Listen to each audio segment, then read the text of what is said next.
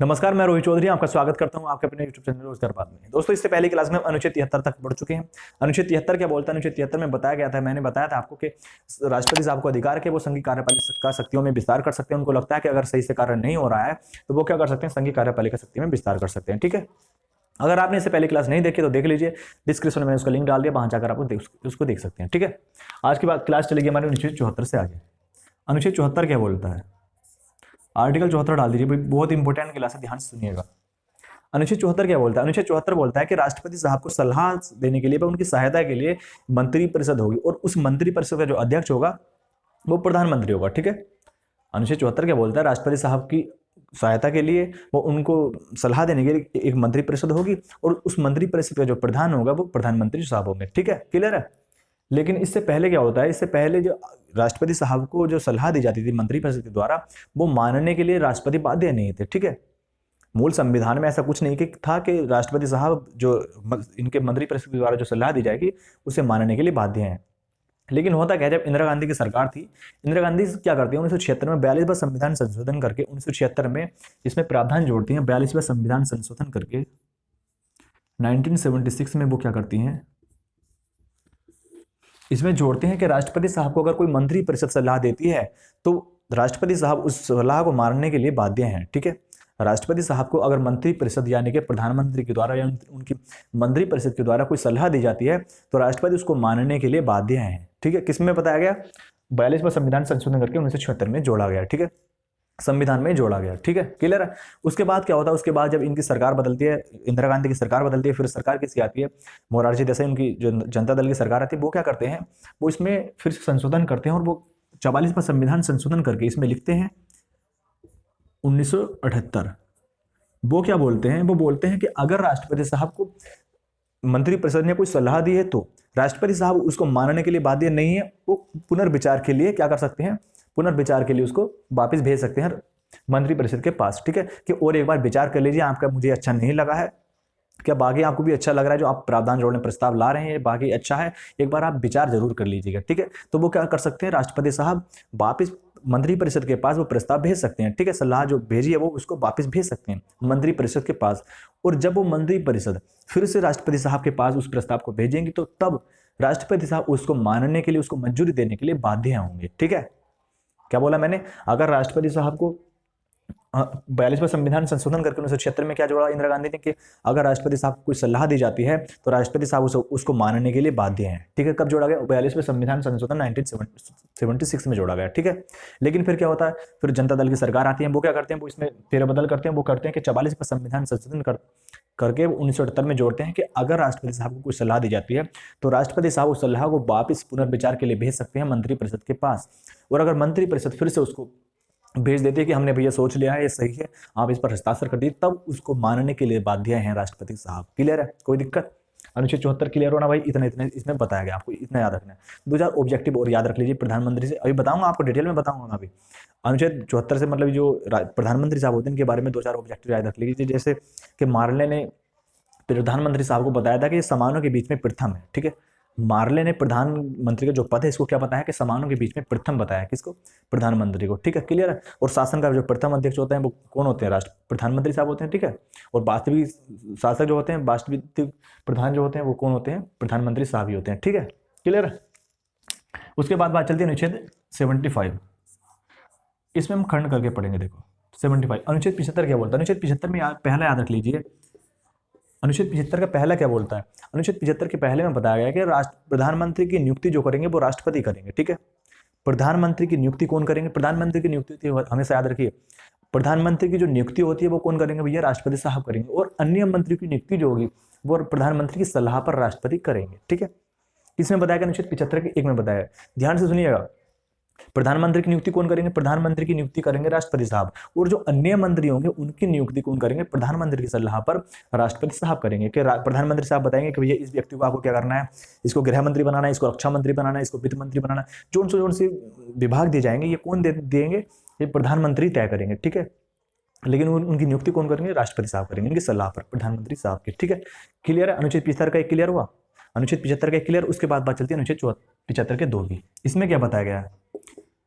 इसमें बताया गया है कि जो लोकसभा होगी इसमें 15% से अधिक जो मतलब केंद्र में 15% से अधिक मंत्री नहीं हो सकते। जो मंत्री होते हैं वो लोकसभा में 15% से अधिक नहीं हो सकते। ठीक है, लोकसभा में कितने लोग होते हैं? 545 होते हैं ना, 543 दो एंग्लो इंडियन अगर हम निकाल दें तो 543 लोग होते हैं। ठीक है, इन 543 का 15% से अधिक नहीं होगा, 15% से अधिक नहीं होना चाहिए। ठीक है, यानी कि अगर निकाल के आए तो हमारा 82 लोग आ जाएंगे। ठीक है, 82 जो मंत्री, इससे अधिक नहीं होने चाहिए। प्रधानमंत्री सहित बोल रहा हूं मैं। ठीक है, प्रधानमंत्री सहित 15% से अधिक मंत्री नहीं होने चाहिए लोकसभा में। ठीक है, क्लियर है?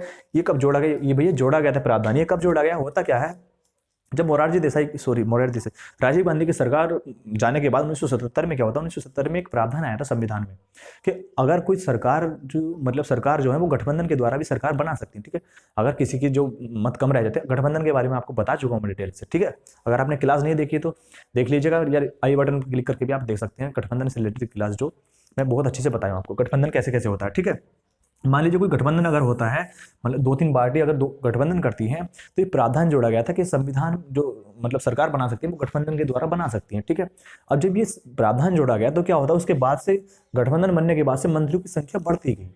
मंत्रियों की संख्या बढ़ती गई क्यों? क्योंकि अगर मान लीजिए हमारे पास 2-3 पार्टी है, 1 2 3, ये 3-4 पार्टी हैं। ठीक है, इन 4 पार्टियों को क्या कर लिया भैया, गठबंधन कर लिया। छोटे छोटे दलों ने क्या कर लिया, गठबंधन कर लिया। इनके बाद क्या होगा, अगर इन्होंने भैया गठबंधन कर लिया तो क्या होगा, इनके मंत्रियों की संख्या बढ़ेगी कि नहीं बढ़ेगी? अब मान लीजिए ए पार्टी, इसके बाद सबसे ज्यादा बहुमत मत थे। ठीक है, वोट थे वो, क्या उसके बाद क्या था भैया, इसके बाद भी सीट थी, इसके पास भी सीट थी, उनके पास कम कम सीट थी। तो क्या होता है भैया, इसके जो लोग होंगे वो बोल रहे हैं यार हमको ही मंत्री बना दो भैया, हमको ही मंत्री बना दो। ABCD ये क्या बोल रहे हैं भैया, हमको ही मंत्री बना दीजिए।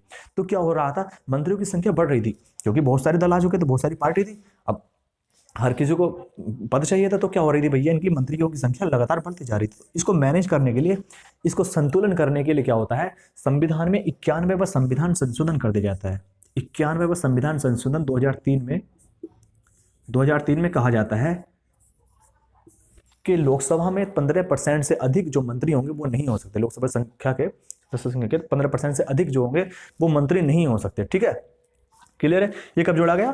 2003 में जोड़ा गया, 91वां संविधान संशोधन करके। क्लियर है? इतनी बातें यहाँ तक क्लियर हुई। पता चला गठबंधन क्या, गठबंधन के बारे में तो भाई आपको बढ़िया से बता चुका मैं, कैसे कैसे करप्ट होता है, कहाँ कहाँ कितना घोटाला होता है, कैसे घोटाला होता है। घोटाले की शुरुआत अधिकतर होता तो बाकी एक पार्टी जब भी होगा, लेकिन घोटाला सबसे अधिक कहाँ देखा जाता है, इन गठबंधन में जोड़ा जाता है। क्योंकि हर किसी को कोई खाने वाला होता है यहाँ पे, कि वो क्या करेंगे भैया, गठबंधन करके हर कोई क्या करेंगे भैया, खाने की सोचते हैं। ठीक है, उसके बाद बात चलती है अनुच्छेद 75 के 3 की। अनुच्छेद 75 के 3 में क्या बताया गया है,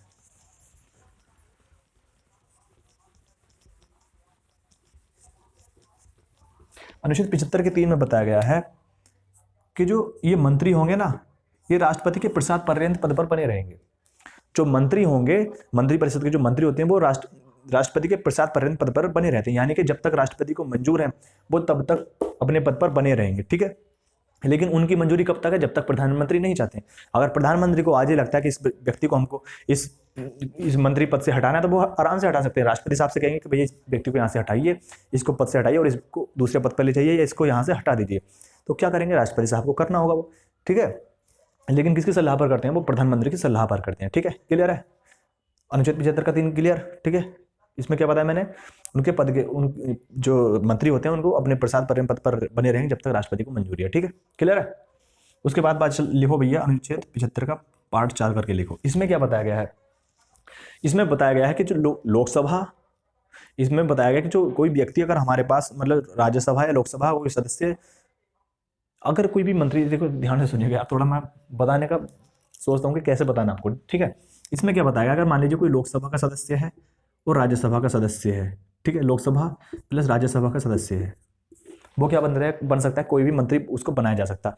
प्लस अगर वो इनका सदस्य नहीं है तो भी उसको मंत्री बनाया जा सकता है, उसको तो तब भी मंत्री बनाया जा सकता है। ठीक है, कब तक, 6 महीने तक। लेकिन 6 महीने के अंदर अंदर उसको क्या करना होगा, उसको 6 महीने के अंदर अंदर क्या करना होगा, उसको भैया लोकसभा या राज्यसभा की सदस्यता लेनी होगी। ठीक है, उसको 6 महीने के अंदर अंदर क्या करना होगा, लोकसभा या राज्यसभा की सदस्यता लेनी होगी, यानी उससे चुनाव जीतना होगा। ठीक है, अगर वो नहीं जीता है तो उसको पद से हटा दिया जाएगा। ठीक है, उसको पद से हटा दिया जाएगा। ठीक है, ऐसा क्या, बेंगलोर से जब ये जीती थी, क्या नाम बोलते हैं, इंदिरा गांधी क्या करते हैं, वो अपना जो राज्यसभा या लोकसभा से चुनाव हार गई थी, लेकिन क्या होता है वो बेंगलोर से फिर राज्यसभा में चुनाव जीत जाती हैं और क्या बन जाती है, वो मंत्री, उनको पद मिल जाता है। ठीक है, क्लियर है। तो भैया जरूरी है कि उनको क्या होना चाहिए, लोकसभा या राज्यसभा का सदस्य होना चाहिए। कोई आम नागरिक को, किसी भी व्यक्ति को मंत्री बनाया जा सकता है, लेकिन उसको क्या करना होगा, उसको 6 महीने के अंदर अंदर लोकसभा या राज्यसभा की सदस्यता लेनी होगी। ठीक है, क्लियर है।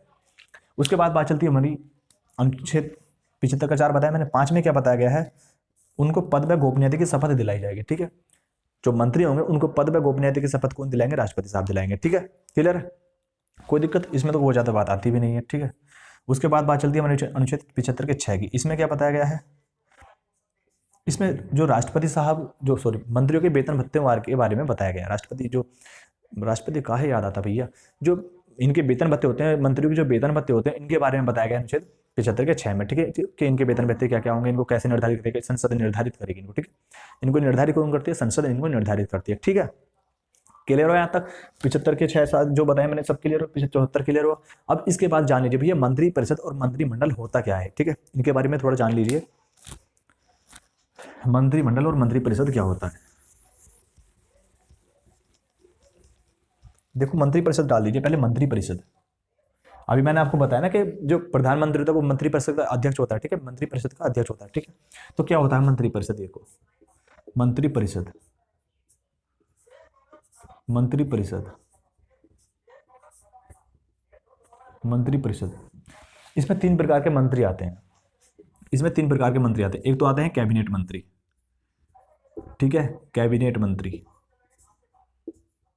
कैबिनेट मंत्री। उसके बाद चलते हैं राज्य मंत्री, दूसरे हैं राज्य मंत्री। ठीक है, और थर्ड पर आते हैं उपमंत्री। ठीक, उपमंत्री। उसके बाद आते हैं उपमंत्री। ये क्या क्या होते हैं, देखो कैबिनेट मंत्री जो होते हैं अपने विभाग के सर्वे सर्वा होते हैं। ठीक है, ये स्वतंत्र होते हैं, अपने निर्णय खुद ले सकते हैं अपने जो विभाग। और कैबिनेट मंत्री जैसे होम मिनिस्टर होते हैं, रक्षा मंत्री होते हैं, ये क्या है, कैबिनेट मंत्री होते हैं, अपने अपने जो विभाग के होते हैं सर्वे सर्वा होते हैं। यानी कि गृह मंत्री जैसे आपने CA/NRC देखा होगा, ये अपने विभाग में कुछ भी कर सकते हैं। कोई रक्षा मंत्री का जो व्यक्ति मतलब जो राजनाथ सिंह होंगे वो क्या नहीं कर सकते, इनमें इनको कोई सलाह नहीं दे सकते कि भैया आप ये काम कीजिए, आप इसको ऐसे कीजिए। ठीक है, ये ऐसा कुछ नहीं कर सकते, क्योंकि हर कोई अपने विभाग का सर्वे सर्वा होता है, कोई किसी से कोई मतलब नहीं है। ठीक है, किसमें बताया गया निषेध क्या, मंत्रिपरिषद में होता है। ठीक है, कैबिनेट मंत्री का यह कार्य होता है। ठीक है, कैबिनेट मंत्री क्या होते हैं, अपने आप के सर्वे सर्वा होते हैं। सबसे बड़ा पद होता है कैबिनेट मंत्री का, मंत्रियों में सबसे बड़े कौन होते हैं, कैबिनेट मंत्री होते हैं। क्लियर है। उसके बाद जो राज्य मंत्री होते हैं, ये राज्य मंत्री जो होते हैं इनकी सलाह, इनकी सहायता के लिए होते हैं। किसकी, कैबिनेट मंत्री की। ठीक है, कैबिनेट मंत्री की सहायता के लिए कौन होते हैं, कैबिनेट मंत्री होते हैं। राज्य मंत्री भी 2 प्रकार के होते हैं, एक तो होते हैं भैया अधीनस्थ, एक तो होते हैं अधीनस्थ और एक होते हैं स्वतंत्र प्रभार। दूसरे होते हैं स्वतंत्र प्रभार, स्वतंत्र प्रभार, राज्य मंत्री स्वतंत्र प्रभार जिनको बोलते हैं। होता क्या है, देखो जो अधीनस्थ मंत्री होते हैं ना, इनमें क्या होता है, ये भी इनकी सहायता के लिए होते हैं, कैबिनेट मंत्री की सहायता के लिए होते हैं। ठीक है, अधीनस्थ जो मंत्री होते हैं कैबिनेट मंत्री की सहायता के लिए होते हैं। जैसे इससे पहले जो राजनाथ सिंह जब गृह मंत्री थे, उनके जो मतलब उनके अंडर में कार्य करते किरण रिजिजू जो अब खेल मंत्री हैं, वो क्या कर रहे थे, उनके अंडर में कार्य करते, वो राज्य गृह मंत्री के रूप में कार्य कर रहे थे। ठीक है, जो किरण रिजिजू थे वो गृह मंत्री उस टाइम पे राजनाथ सिंह हुआ करते थे, तो उनके अंडर में क्या करते थे, वो मतलब राज्य गृह मंत्री के रूप में कार्य करते थे। ठीक है, क्लियर है। ये किसमें होता है भैया, अधीनस्थ न्यायालय की, अधीनस्थ मंत्री के कार्य होता है। ठीक है, इनके अंडर में कार्य करते हैं। और जब ये स्वतंत्र प्रभार क्यों होते हैं, स्वतंत्र प्रभार, इसमें ऐसा होता है भैया, जब ये राज्य मंत्री, ये भी राज्य मंत्री का ही पार्ट होता है। जब कोई कैबिनेट मंत्री बीमार पड़ जाए या किसी वजह से उनका पद खाली होता है, जब वो यहाँ पर नहीं होते हैं, तो उनके पद को भरने के लिए, उनके पद पर कार्य करने के लिए क्या होते हैं, ये स्वतंत्र प्रभार जो होते हैं, जो राज्य मंत्री होते हैं, ये आ जाते हैं। कैबिनेट मंत्री का कार्य करने के लिए कौन आ जाते हैं, ये राज्य मंत्री आ जाते हैं।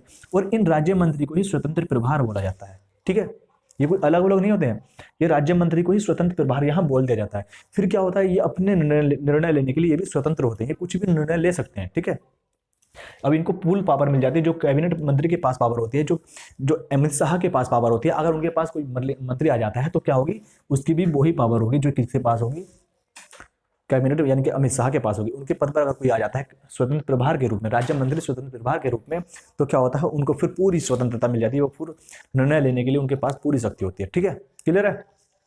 क्लियर हो, राज्य मंत्री, कैबिनेट मंत्री। ठीक, उसके बाद बात चलती उपमंत्री की, ये इनकी राज्य मंत्री की सलाह के लिए होते हैं, सहायता के लिए होते हैं। ठीक है, क्लियर। मंत्रिपरिषद क्लियर। मंत्रिपरिषद क्या होता है, ये लोकसभा के प्रति सामूहिक रूप से उत्तरदायी होती है। ये क्या होता है भैया, यानी कि अगर लोकसभा में क्या हो, कोई वाद विवाद की अगर बात चलती है तो क्या, हाँ, लोकसभा में सामूहिक रूप से वाद विवाद की जो मतलब जवाब देना होता है किसको, मंत्रिपरिषद को। मंत्रिपरिषद को लोकसभा में सामूहिक रूप से अपना जवाब देना होता है जब लोग वहां पर जो सदस्य उनसे बातें पूछते हैं। और अगर अविश्वास प्रस्ताव इनके खिलाफ मतलब इनके लिए पारित हो जाता है, अविश्वास प्रस्ताव पारित हो जाता है, तो पूरी मंत्रिपरिषद को क्या करना होगा, इस्तीफा देना होगा। ठीक है, पूरी मंत्रिपरिषद को क्या करना होगा, इस्तीफा देना होगा, प्रधानमंत्री सहित। ठीक है, क्लियर है।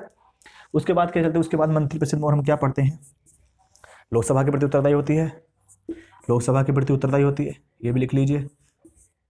प्लस व्यक्तिगत रूप से, सामूहिक रूप से तो होती है लोकसभा के प्रति उत्तरदायी, लेकिन अगर व्यक्तिगत रूप से पूछे तो व्यक्तिगत रूप से राष्ट्रपति के प्रति उत्तरदायी होती है। यानी कि व्यक्तिगत रूप से कैसे, अगर राष्ट्रपति साहब चाहें तो इन जो ये मंत्री हैं, जिस विभाग के मंत्री हैं, वो उनसे क्या कर सकते हैं, जो गोपनीय बातें होती हैं वो अकेले में उनसे पूछ सकते हैं।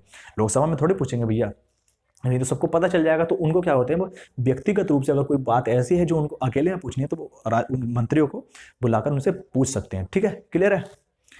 तो लोग सामूहिक रूप से लोकसभा के प्रति उत्तरदायी, और अगर व्यक्तिगत रूप से पूछ लिया जाए तो राष्ट्रपति के प्रति उत्तरदायी होती है मंत्रिपरिषद। ठीक है, क्लियर है। मंत्रिपरिषद में मैंने आपको इससे पहले बताया कि इसमें 15% से अधिक लोग हो नहीं सकते। ठीक है, मंत्रिपरिषद में इससे 15% से अधिक लोग हो नहीं सकते हैं। ठीक है, क्लियर है, कोई दिक्कत। उसके बाद बात चलती है हमारी 15% से अधिक नहीं हो सकते। ये कब जोड़ा गया था, ये कब जोड़ा गया, 15% से अधिक नहीं होंगे। शायद मैंने आपको लोकसभा का बताया गया इससे पहले, लोकसभा में नहीं होते, लोकसभा के, लेकिन मंत्रिपरिषद में बताया मैंने आपको, ऐसे याद रखना है। ठीक है, कि होते तो वो लोकसभा के सदस्य ही, लेकिन मंत्रिपरिषद में जो मंत्री होते हैं वो 15% से अधिक नहीं होते हैं। ठीक है, क्लियर। उसके बाद बात चलती है भैया, उसके बाद बस इतनी याद रख लीजिए, इससे ज्यादा नहीं आएगा मंत्रिपरिषद। ठीक है, उसके बाद बात चलती है हमारी मंत्रिमंडल की। मंत्रिमंडल में क्या होता है, मंत्रिमंडल में क्या होता है दोस्तों, मंत्रिमंडल में सिर्फ कैबिनेट मंत्री आते हैं। मंत्रिमंडल में सिर्फ कैबिनेट मंत्री आते हैं और इनकी संख्या बहुत कम होती है, क्योंकि कैबिनेट मंत्री आएंगे, इसमें राज्य मंत्री, उपमंत्री ये नहीं आते हैं। ठीक है, तो उसमें संख्या क्या होती है, उसमें मंत्रिमंडल में संख्या कम होती है। और मंत्रिमंडल को जो इनसे सलाह लेने के लिए या मंत्रिपरिषद सलाह लेने के लिए कोई बात नहीं कि इनसे सलाह लेकर कोई कार्य करती है, वो अपने आप से कार्य कर सकती है मंत्रिमंडल की। ठीक है, मंत्रिमंडल क्योंकि जो सब अपर लेवल के जो अधिकारी मंत्री आते हैं, कैबिनेट मंत्री आते हैं। ठीक है, क्लियर है। तो आज के लिए इतना ही रखते हैं, मिलते हैं अगली क्लास में। तब तक पढ़ते रहिए, खुश रहिए। अगर वीडियो पसंद है इसको लाइक कीजिए, शेयर कीजिए, और अगर आप हमारे यूट्यूब चैनल पर नए हैं तो चैनल को जरूर सब्सक्राइब कीजिए। मिलते हैं अगली क्लास में, तब तक के लिए गुड बाय, जय हिंद, जय भारत।